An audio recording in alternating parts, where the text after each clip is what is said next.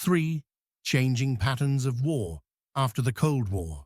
The end of the Cold War in 1991 marked a turning point in international relations and the nature of armed conflict. The bipolar structure that had defined global politics for nearly half a century dissolved with the collapse of the Soviet Union, ushering in a period of rapid geopolitical, technological, and socio-economic transformation. These changes profoundly affected the patterns of war-altering, who fights, how they fight, and why they fight. 1. From interstate to intrastate conflict. One of the most significant changes after the Cold War was the decline in traditional interstate wars, conflicts between sovereign states, and the dramatic rise in intrastate conflicts or civil wars. In the bipolar era, conflicts often involved proxy wars fueled by the U.S. and USSR supporting opposing sides e.g., Korea, Vietnam, Angola, Afghanistan. However, after 1991, civil wars became more frequent and brutal, particularly in Africa, the Middle East, and parts of Asia and Eastern Europe. Characteristics of intrastate wars often involved ethnic, religious, or sectarian identities, fueled by weak state structures, corruption, and political exclusion. Included non-state actors such as rebel groups, militias, and warlords. Examples: Rwandan genocide, 1994, Yugoslav wars, 1991-2001, Syrian Civil War 2011 present, and conflicts in Sudan, Liberia, and the Democratic Republic of the Congo. 2. Rise of non-state actors. Post-Cold War conflicts have increasingly involved non-state actors as central players in warfare. These include terrorist organizations e.g., Al-Qaeda, ISIS, warlords and militias e.g., in Somalia and Congo, private military contractors e.g., Blackwater in Iraq, transnational criminal organizations e.g., drug cartels in Mexico. These groups often operate without regard to international norms and blur the lines between war, crime, and terrorism. Their decentralized and adaptable nature challenges conventional military responses and international legal frameworks. 3. Asymmetric warfare. Asymmetric warfare became a hallmark of post-Cold War conflicts. This involves conflicts between unequal powers, where one side, typically a state, has superior military capabilities, and the other, often a non-state actor, uses irregular tactics such as guerrilla warfare, terrorism, cyber attacks, insurgencies. The U.S.-led wars in Iraq and Afghanistan highlighted the limits of conventional power in defeating determined insurgencies. Groups like the Taliban and ISIS have used asymmetric tactics to counter technologically advanced armies. 4. Terrorism and the global war on terror. The 9/11 attacks in 2001 marked a transformative moment. Terrorism became a central focus of international security, leading to the Global War on Terror (GWOT) launched by the U.S. Military interventions in Afghanistan 2001 and Iraq 2003, expansion of counterterrorism policies, intelligence cooperation, drone warfare, and surveillance, a shift in defense, spending and security doctrine toward counterinsurgency and homeland security. Terrorist groups now use global media, online propaganda, and recruitment tools to conduct transnational operations, targeting civilians and symbolic infrastructure. 5. Humanitarian intervention and the responsibility to protect R2P. Post-Cold War interventions increasingly involved humanitarian justifications, including preventing genocide e.g., Kosovo, 1999, stopping ethnic cleansing e.g., Bosnia, 1995, protecting civilians e.g., Libya, 2011. The 1990s witnessed the development of the responsibility to protect doctrine, arguing that the international community has a duty to intervene when states fail to protect their populations. However, such interventions remain controversial, often criticized for political motives, selective enforcement, and lack of post-war planning. 6. Hybrid warfare. Hybrid warfare blends conventional warfare, irregular tactics, cyber warfare, and information operations. This strategy has been used by state and non-state actors to destabilize adversaries without full-scale war. Notable examples: Russia's annexation of Crimea 2014, use of little green men, unmarked soldiers, disinformation, cyber attacks, and local proxies. Iran's regional influence, supporting proxy groups in Syria, Lebanon, Yemen, and Iraq. China's gray zone tactics in the South China Sea, militarizing artificial islands while avoiding overt conflict.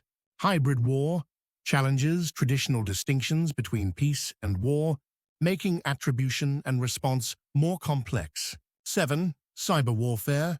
Cyber warfare has emerged as a powerful tool for both state and non-state actors to conduct espionage, sabotage, and influence operations. Key developments: Stuxnet virus 2010, targeting Iran's nuclear program. Russian cyber attacks on Ukraine, Estonia, and U.S. elections. Ongoing cyber espionage campaigns against critical infrastructure and military networks.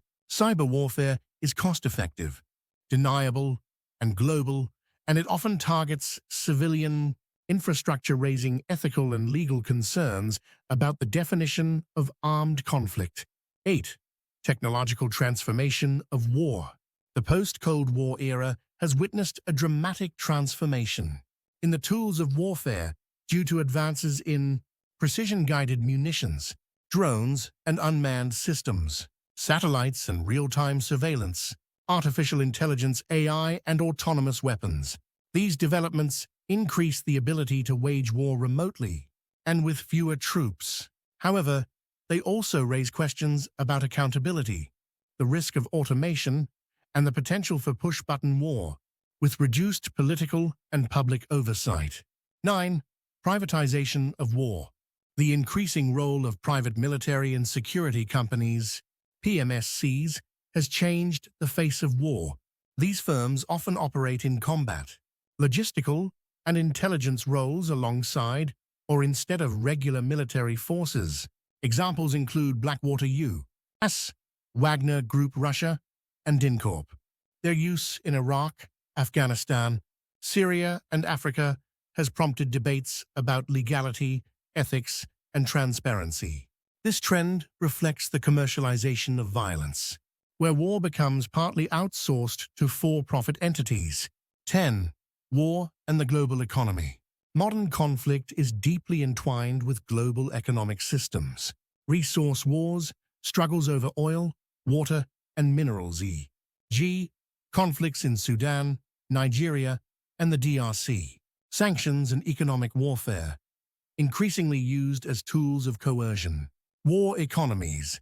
In conflict zones, warlords and militias often fund operations through illicit trade in resources, like diamonds, drugs, or arms. The global supply chain and financial interdependence mean that modern wars often have far-reaching economic consequences. 11. Urban warfare and civilian suffering. Post-Cold War conflicts have increasingly taken place in urban environments, where civilians are densely concentrated. Siege tactics and indiscriminate bombing, e.g., Aleppo, Gaza, Mosul, have caused massive civilian casualties. Urban combat complicates military operations and humanitarian efforts. Internally displaced persons, IDPs, and refugee crises are now regular features of modern warfare. International humanitarian law faces challenges in adapting to the urban battlefield and protecting civilians. 12. The return of great power competition. While the immediate post-Cold War years were marked by U.S. unipolarity, the 2010s and 2020s have seen the return of great power rivalry, Russia's resurgence under Putin, culminating in the war against Ukraine, 2014, Crimea annexation and full-scale invasion in 2022, China's military modernization and assertive posture in the Indo-Pacific. S. Strategic pivot to Asia and focus on near-peer competition.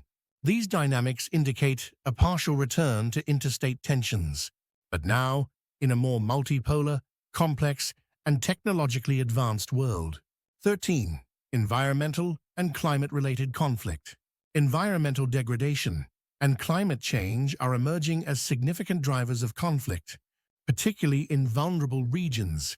Water scarcity, desertification, and loss of arable land contribute to local violence. Climate-induced migration creates social and political tensions. Examples: conflict in the Sahel region, Syria's drought, contributing to civil unrest, and disputes over Nile water usage. These issues are expected to grow in importance, prompting new forms of conflict and requiring adaptive peace-building strategies. Conclusion: the post-Cold War era has fundamentally reshaped the nature and conduct of war. While the large-scale state versus state conflicts of the 20th century have declined, new forms of violent civil wars, terrorism, hybrid threats, and cyber warfare have proliferated. Technological advances and the changing roles of states, non-state actors, and private entities have transformed the battlefield into a complex, multidimensional arena.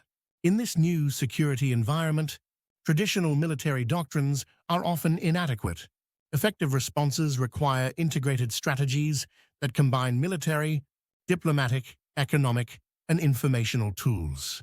They also demand international cooperation, legal innovation, and a deeper understanding of the root causes of conflict, including inequality, identity politics, and climate change.